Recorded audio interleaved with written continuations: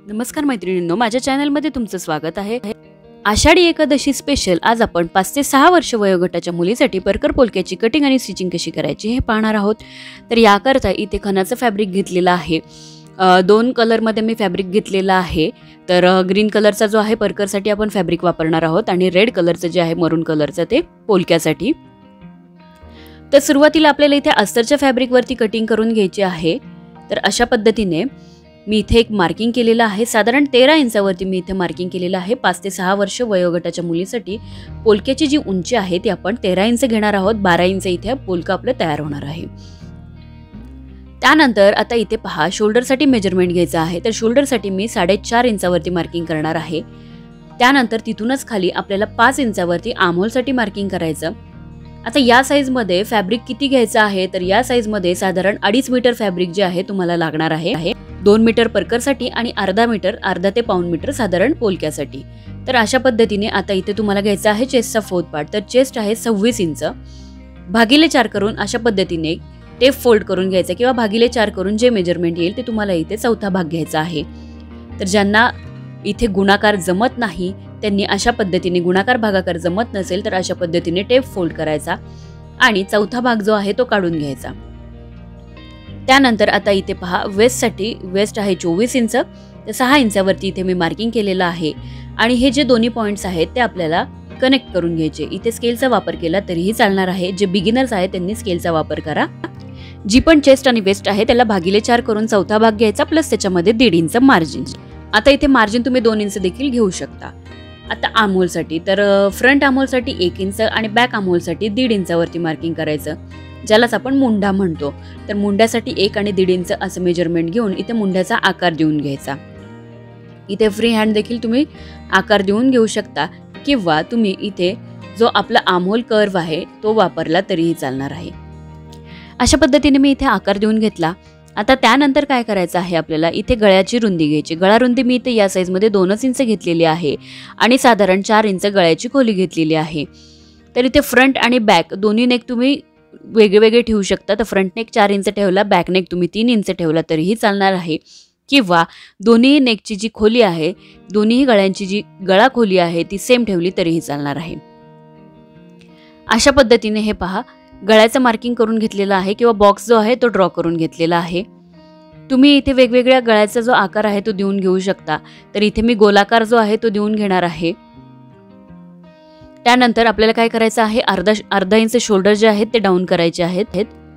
Shoulder इथे मी अशा पद्धतीने जो आपला आर्महोल पार्ट आहे तिथे डाऊन करून घेतले आणि अशा पद्धतीने आता आपल्याला कटिंग करून घ्यायची आहे। कटिंग करून दोन्ही पार्ट्स आपल्याला सेपरेट करून घ्यायचे। तर पहिल्यांदा बॅक आर्महोल आणि बॅक नेकची कटिंग करून घ्यायची। जर तुमचे दोन्ही गळ्यांचा खोली जर सारखी असेल तर तुम्ही एकाच वेळी कटिंग करून घेऊ शकता गळ्याची, आणि गळ्याची खोली जर वेगवेगळी असेल तर पहिल्यांदा बॅक आर्महोल आणि बॅक नेकची कटिंग करून घ्यायची। तर इथे मी गळ्याची खोली दोन्ही पार्टमध्ये सेम ठेवलेली आहे। आता हा जो फ्रंट आर्महोल आहे त्याची आपण कटिंग करून घेत आहोत। ही कटिंग करून घ्यायची आहे आणि आपली हे जे पोलका आहे ते बॅक ओपन असणार आहे। तर मेन फॅब्रिक घ्यायचं आणि इथे प्लेन फॅब्रिक मी इथे घेतलेलं आहे। मेन फॅब्रिक घ्यायचं आहे आणि त्यानंतर अशा पद्धतीने त्यावरती अस्तरचं फॅब्रिक ठेवायचं। खालचं फॅब्रिक 4 फोल्ड मध्ये आहे। इथे ठेवताना बॅक पार्ट ठेवायचा आणि मार्किंग करून घ्यायची आहे। पूर्ण अशी मार्किंग करून घेतली। आपल्या मार्किंग प्रमाणे मेन फॅब्रिक कटिंग करून घेतलं। आता त्यानंतर आपल्याला काय करायचं आहे की जे पण परकरचं फॅब्रिक आहे ते घ्यायचं आहे। परकरसाठीचं फॅब्रिक जे आहे मी डबल फोल्ड करून घेतलेलं आहे। त्यानंतर परकरची उंची जी आहे ती बघायची आपल्याला। 25 इंच परकर आपल्याला तयार ठेवायचा आहे। तर आता इथे बेल्ट जो आहे तो मायनस करून घ्यायचा। तर साधारण जेवढा काट आहे तेवढा आपण बेल्ट लावणार आहोत, तेवढी उंची जी आहे पूर्ण उंचीतून मायनस करायची। जसे की 25 इंच तयार ठेवायचा आहे, त्यातून साधारण 3 ते 4 इंचाचा आपला बेल्ट येईल।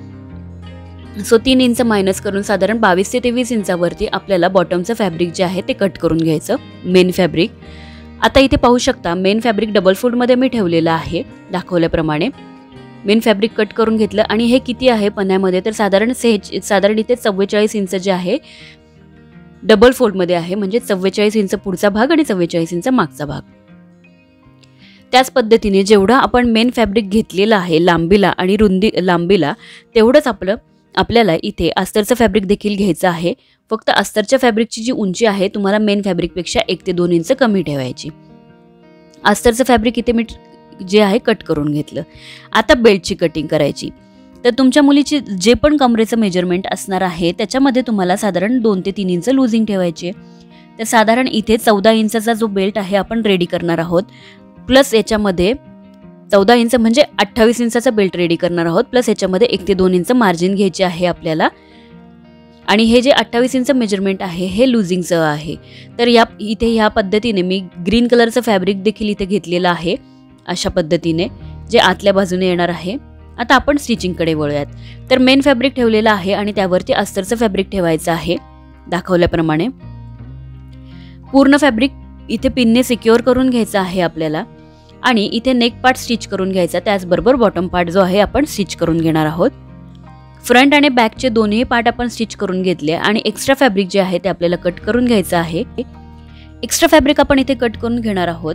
त्यानंतर जो गळ्याचा भाग आहे तिथे आपल्याला छोटे छोटे नॉचेस करून घ्यायचे आहेत, जेणेकरून हे फॅब्रिक सरळ करताना कुठेही गळ्याचा आकार जो आहे तो बदलणार नाही. तर अशा पद्धतीने हे फॅब्रिक सुलट करून घ्यायचं आहे. सेम याच पद्धतीने बॅक पार्ट देखील आपल्याला रेडी करून घ्यायचा. सरळ करून घेतल्यानंतर बॅकचा जो पार्ट आहे तो आपल्याला सेंटर पासून ओपन करून घ्यायचा. त्यानंतर स्लीव्सची कटिंग करूयात. तर स्लीव्सची जी उंची आहे साधारण 3 इंचाची स्लीव्ज इथे तयार ठेवायची आहे. फॅब्रिक 4 फोल्ड मध्ये ठेवलं आणि त्यानंतर साधारण हे पहा अशा पद्धतीने एक सरळ रेष जी आहे वरच्या बाजूने 3 इंचावरती आखून घ्यायची. त्यानंतर पहा की तुम्हाला इथे स्लीव्सचा बॉटम घ्यायचा आहे. 1 इंच वरती मार्किंग करून घेतलं. त्यानंतर स्लीव्सचा तयार बॉटम आपल्याला 4 इंच ठेवायचा आहे. प्लस त्याच्यामध्ये 1.5 इंच मार्जिन, 1 ते 1.5 इंच मार्जिन घ्यायचे आहे. आता वरच्या बाजूने साधारण 1.5 ते पावणे 2 इंचावरती मी मार्किंग करून घेतले, जी की कॅप हाईट मी इथे घेतलेली आहे स्लीव्सची. त्यानंतर 2 इंचावरती परत आडवी एक रेष आपण इथे आखून घेतली आणि तिरकस रेषा जी आहे स्लीव्ससाठी आपल्याला आखून घ्यायची आहे इथे व्यवस्थित दाखवल्याप्रमाणे. आणि त्यानंतर अशा पद्धतीने स्लीव्सचा आकार जो आहे तो देऊन घ्यायचा आहे. इथे फ्रंटचा जो आकार आहे तो देखील देऊन घ्यायचा आहे. पण ज्यावेळी आपण फॅब्रिकवरती कटिंग करतो त्यावेळी फक्त बॅक पार्टची आपल्याला इथे कटिंग करून घ्यायची. आणि इथे आमहोल मोजून घ्या की 5 इंच आमहोल प्लस 1.5 इंच मार्जिन. तर अशा पद्धतीने परफेक्ट आपला जो स्लीव्सचा आकार आहे तो परफेक्ट आलेला आहे आणि स्लीव्स देखील आपली कुठेही कमी पडणार नाही अशा पद्धतीने कट करायची.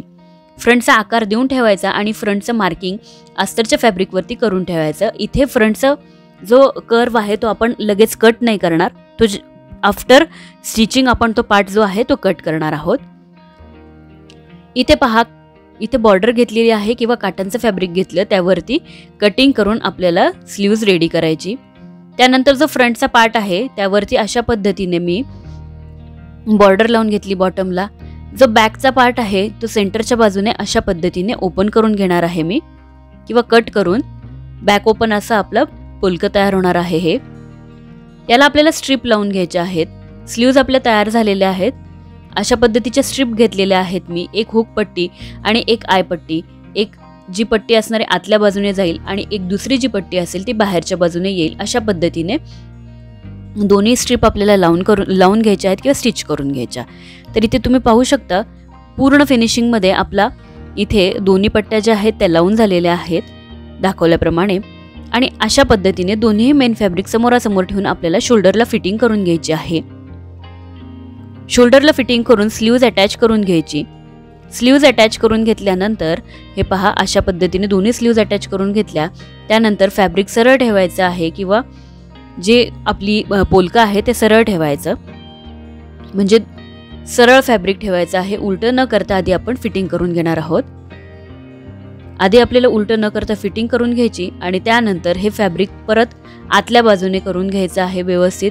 आणि जी मेन फिटिंगची मार्किंग आहे त्या फिटिंगच्या मार्किंगवरती आपल्याला व्यवस्थित असं हे स्टिच करून घ्यायचं आहे पोलकं.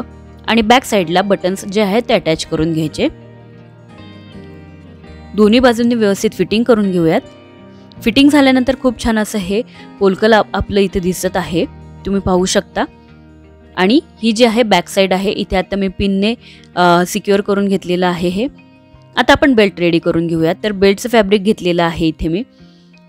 जेवढा बेल्ट आहे तेवढंच अस्तर बेल्टला आपल्याला लावून घ्यायचं आहे सरळ करून. हे पहा, बेल्ट असा ठेवायचा आणि त्यावरती अस्तरचं फॅब्रिक ठेवून व्यवस्थित आपल्याला पूर्ण बेल्टमध्ये अस्तर लावून घ्यायचं.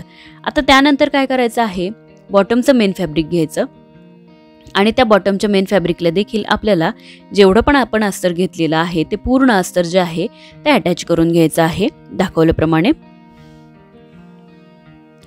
वरच्या बाजूने आपण हे पूर्ण अस्तर जे आहे ते अटॅच करून घेणार आहोत.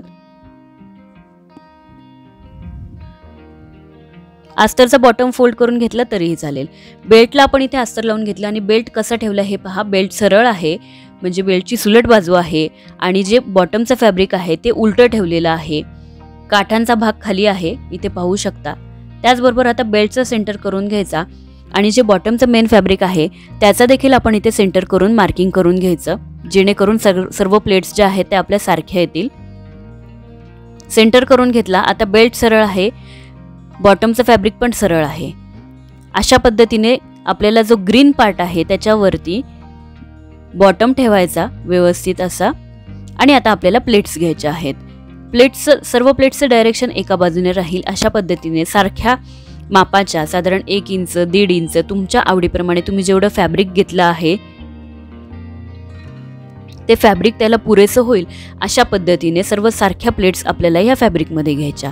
तुम्ही हवं तर अशा पद्धतीने व्यवस्थित एक एक प्लेट घेऊन खालीच तुम्ही पिन लावून घेतली तर अगदीच सोपं जाईल तुम्हाला. जर बिगिनर्स असाल तर अशा प्लेट्स घ्यायच्या आणि पिनने सिक्युअर करून घ्यायचं पूर्ण फॅब्रिक.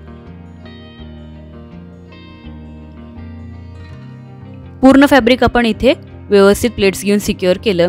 त्यानंतर आता हा जो बेल्ट आहे तो आपल्याला अशा पद्धतीने, हे पहा, काठांचा जो भाग आहे तो पुढच्या बाजूला करायचा आहे दाखवल्याप्रमाणे आणि बेल्ट जो आहे तो स्टिच करून घ्यायचा आहे. वरच्या बाजूने 2 स्टिच घेतल्या तरीही चालणार आहे. त्यानंतर साईडने आपल्याला काय करायचं आहे, हा जो परकर आहे त्याला फिटिंग करून घ्यायची आहे छान अशी. तर मैत्रिणींनो, सुंदर असं परकर आणि पोलकं जे आहे आपलं इथे तयार झालेलं आहे. तुम्ही तुमच्या आवडीप्रमाणे लटकन इथे लावू शकता. 5 ते 6 वर्ष वयोगटासाठी हे परकर पोलका आपण बनवलेलं आहे. तर मैत्रिणींनो, व्हिडिओ कसा वाटला हे कमेंट्स करून नक्की कळवा. चॅनलला लाईक करा, शेअर करा आणि सबस्क्राईब करा. खाली दिलेल्या बेल आयकॉनवरती क्लिक करा, म्हणजे येणाऱ्या प्रत्येक व्हिडिओचे नोटिफिकेशन तुम्हाला नक्कीच मिळेल. पुन्हा भेटूया अशाच नवीन व्हिडिओसह.